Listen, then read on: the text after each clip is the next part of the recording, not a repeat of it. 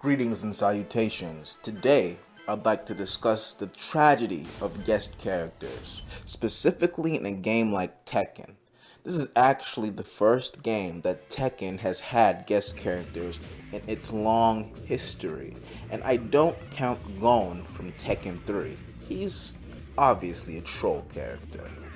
The purpose of a guest character is to bring in a new audience, usually from other franchises, and immediately give them a connection to the game through that already established character in hopes to potentially draw in and maintain a new fan base. Typically, when making a guest character, you generally want to make them relatively simple in order not to overwhelm new players and ease them into the game. In the case of Noctis and Negan, they are both relatively easy to pick up, with mostly simple inputs and relatively short move lists, at least in the context of Tekken. However, don't mistake their simplicity with the lack of depth. There is a lot going on with Noctis and Negan. But today, I'd like to focus on Noctis, the crown prince of Lucis, and show you all how he has a lot more than meets the eye. For a game that has had a ninja swordsman stabbing people for the last 2 decades, it is surprising that there are not more people in Tekken that consider using weapons. Noctis finally puts an end to that. With an arsenal of weaponry, Noctis can hit you at a range that no other character would even consider pressing a button at. It feels phenomenal to swing around this gigantic sword, and you can really feel the weight behind every strike. With some of the best range and whiff punishers in the game, Noctis really stresses understanding the importance of movement more than any other character.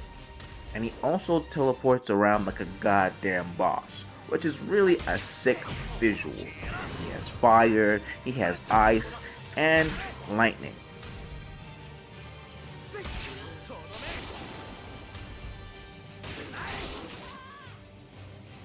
And then even from a more technical standpoint, Noctis might have some of the best full crouch mix-ups in the game. First glance, all this range that Noctis possesses seems cheap. The majority of the cast cannot contend with his reach. But upon closer inspection, you realize that Noctis has clear and fairly well thought out weaknesses. Now, let's begin. One of the most prominent weaknesses that the Prince has is that he has no access to a down jab or a generic down +4. The low kick that tracks both sides and comes out at 12 frames, which is really useful for many characters, one of the most powerful generic tools in the game. He lacks it, and these are both tools which are important for breaking pressure. He also lacks a counter hit, his fastest one coming out at 14 frames, and it also is a high, while better ones in the game come out quite a bit faster, at 11 frames, at 12 frames, and shoot, even 13 frames is okay for a counter hit. This is what makes Noctis so susceptible to close range pressure, which forces him to play to his strengths of range. Noctis has very defined strengths and weaknesses, which makes pretty good game design in my book.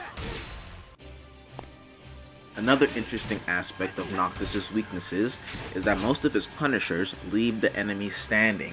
His 10 frame, his 12 frame, and his while standing 13 frame all leave the enemy in a standing position. In addition to that weakness, his lows leave him at minus frames, and the opponent is also usually standing. Aside from his so-so standing 14 punisher, his emo man, and his low spear, Noctis has a bit of trouble knocking down an enemy. This is even further amplified by the fact that he has no fast knockdown mid that's safe. Taking everything into consideration, Noctis has no easy way knocking you down or maintaining momentum in close range. No knockdown is specifically important because a majority of Noctis' attacks hit grounded. This was most likely a purposeful decision to never make Noctis feel overly oppressive at close range, since he's such a threat at long distance. Personally, one of the most fascinating things about Noctis to me is his projectile. There's been a number of projectiles in the history of Tekken: the staple laser, or fire, Projectile ball. Unknown even got some pretty unique ones in Tekken 2 with her slime emerging from the ground. Most recently, the 2D projectiles have entered the fray. Tekken's projectiles suffer from being kind of useless, and the newly introduced 2D ones are low risk, low reward from mid-screen, but they can be used as a time waster and kind of kill momentum, with only a select few characters being able to strongly counterplay projectiles.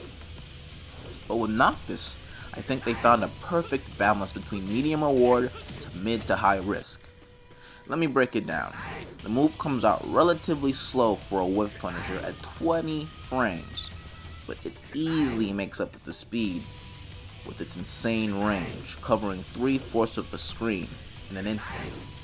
With solid damage and an always welcome knockdown, this is definitely a respectable tool, way better than any Tekken original projectile. The real fun part comes in whether he misses the sword or it's blocked. He charges towards the opponent, giving away his position, but it's safe. The real fun part comes in whether Noctis misses the sword or it's blocked. He charges in towards the opponent regardless, on whiff, on block, on hit, but on block, he effectively completely gives up his turn, unlike the 2D projectile characters, and he also gives up his optimal positioning. You can't just repeatedly do it until you come into range like Akuma. And if Noctis is sidestepped by a sharp opponent, he completely is exposed to a launcher, and is not match dependent like some of the other projectiles. I really think this is amazing game design, and it changes the way we think about projectiles in Tekken and makes me very excited for the future. Noctis lucis Kylum. Kylum. Kylum. Kylum. Noctis lucis Kylum.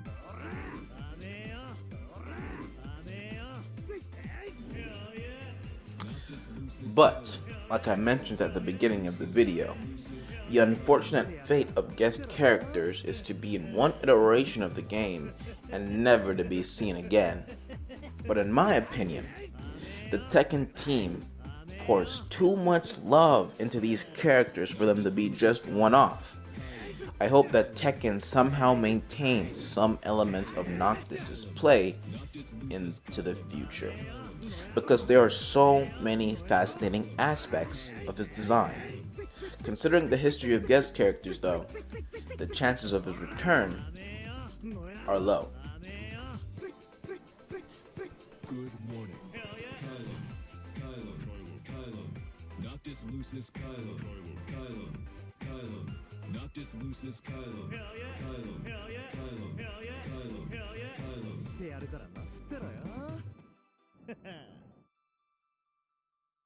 Noctis lucis Kylum.